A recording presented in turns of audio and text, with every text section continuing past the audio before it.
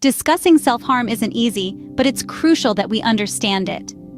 These words kickstart our journey today as we dive into the often misunderstood world of self-harm, especially among teenagers. Self-harm, sometimes referred to as self-injury, is when someone intentionally causes harm to themselves.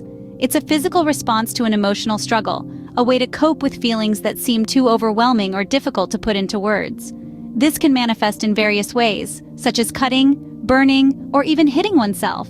Although it can feel like you're alone when dealing with self-harm, the reality is that it's more common than you might think. Studies indicate that 1 in 5 females and 1 in 7 males engage in self-harming behavior during their teenage years. These numbers are a stark reminder of how pervasive this issue is among our young people. The importance of understanding self-harm cannot be understated. Many view self-harm as a taboo subject, often shrouded in shame and secrecy. This lack of understanding and open conversation only serves to deepen the isolation and distress experienced by those who self-harm. It's crucial to break this stigma, to open up the channels of communication, and to foster an environment where individuals feel safe to express their struggles. Just because self-harm is a difficult topic doesn't mean it should be ignored. In fact, it's the very reason why it should be addressed head-on. Recognizing self-harm and understanding its roots are the first steps towards providing effective help and support. By educating ourselves and others, we can contribute to a more empathetic and supportive society, where individuals dealing with self-harm feel understood and less alone. In this video, we're going to delve deeper into the reasons behind self-harm, the signs to look out for, and the strategies to stop this harmful behavior. We'll also discuss how to support a friend who might be struggling with self-harm. It's time we shed light on this topic to help those in need. Our journey towards understanding and overcoming self-harm starts here. Let's break the cycle together. Self-harm doesn't just happen, there are reasons behind it. And these reasons can be as varied as the individuals who experience them. It's important to remember that self-harm isn't the problem, it's a symptom of something else, something deeper that's causing pain. Let's take emotional distress, for instance. We're all familiar with the roller coaster of emotions that is adolescence. These intense feelings can sometimes be overwhelming.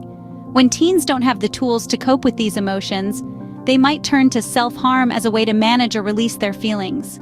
It's like a pressure valve, releasing emotional tension in a physical way. Then there are mental health issues. Conditions like depression, anxiety, borderline personality disorder, and eating disorders often go hand in hand with self-harm. In fact, according to the American Psychological Association, about 70% of people who self-harm have a diagnosable psychiatric disorder. Dr. Jennifer Muhlenkamp, a leading expert on self-harm, explains it this way.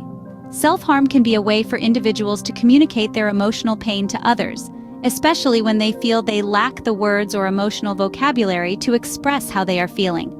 But it's not just about emotional release or communication. Sometimes, self-harm can be a form of self-punishment, a way for individuals to express anger towards themselves or to punish themselves for perceived faults or failures.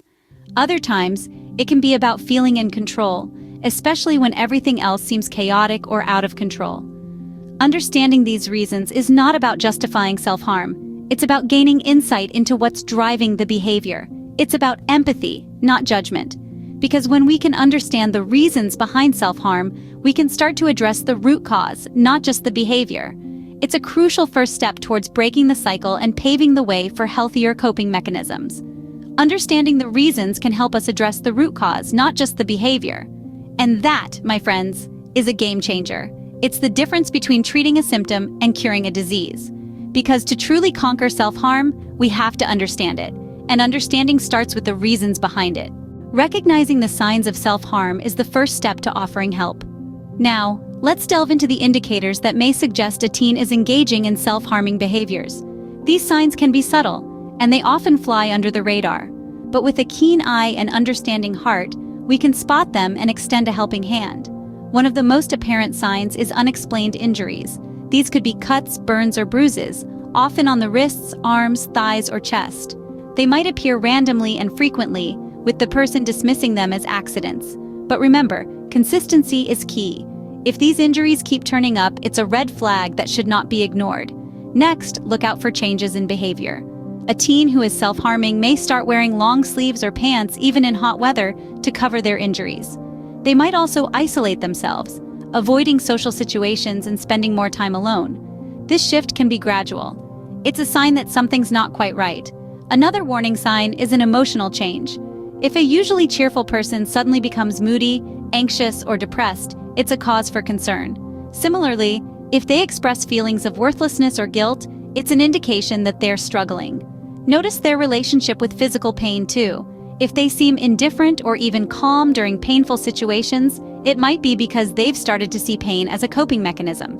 Lastly, be aware of any unusual fascination with self-harming behaviors or tools. This could be an obsession with movies, songs, or books about self-harm, or a fixation on sharp objects. Being vigilant is crucial.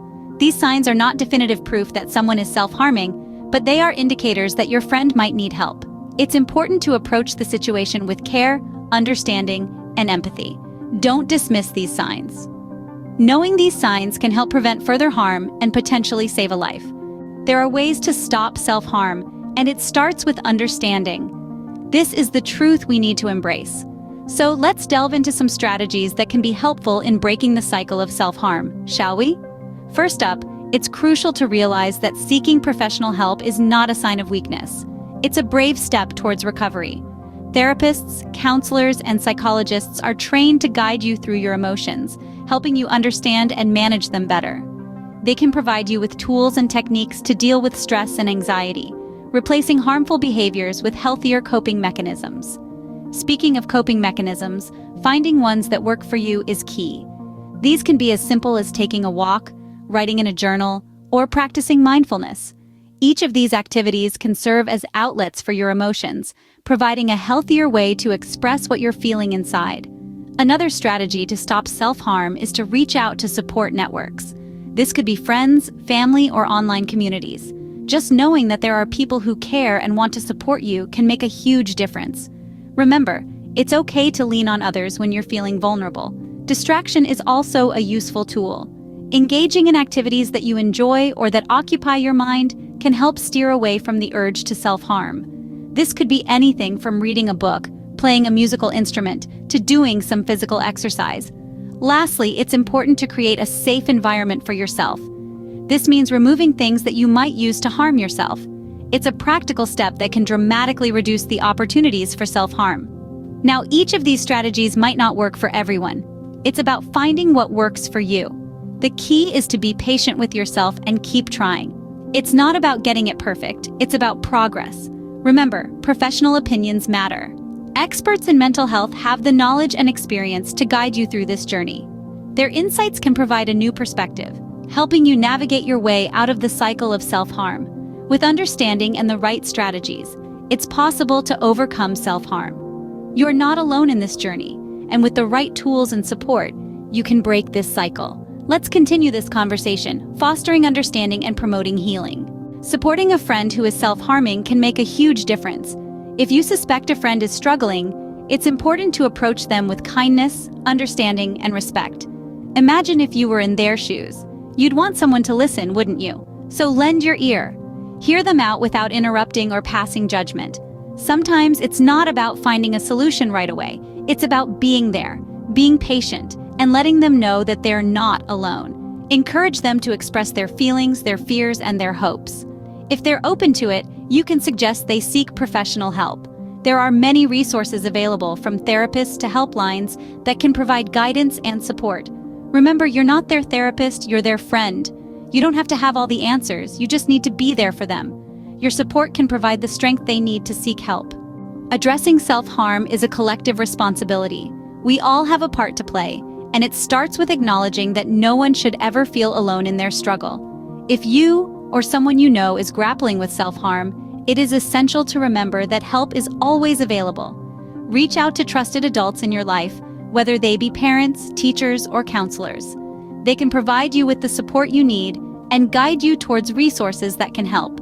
There are numerous helplines available 24 hours a day, 7 days a week, where you can speak to professionals who understand what you're going through. Take that brave step. Choose to reach out, to share, to seek help. Because you're not alone. You're valued, you're important, and you're stronger than you think. Remember, it's never too late to seek help and break the cycle of self-harm. Thanks for watching this video. We hope that it has provided you with valuable insights and guidance on a critical and sensitive issue.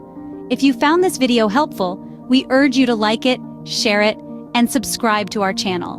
By doing so, you're not only supporting us but also helping to spread awareness about self-harm. Remember, the information you share could reach someone who's struggling. It could even save a life. It's not just about increasing the numbers, it's about expanding the reach of this important message. So, let's work together to break the silence and stigma around self-harm. Your like, your share, your subscription can make a difference. Thank you for your support, and remember, you are not alone. Together we can make a difference.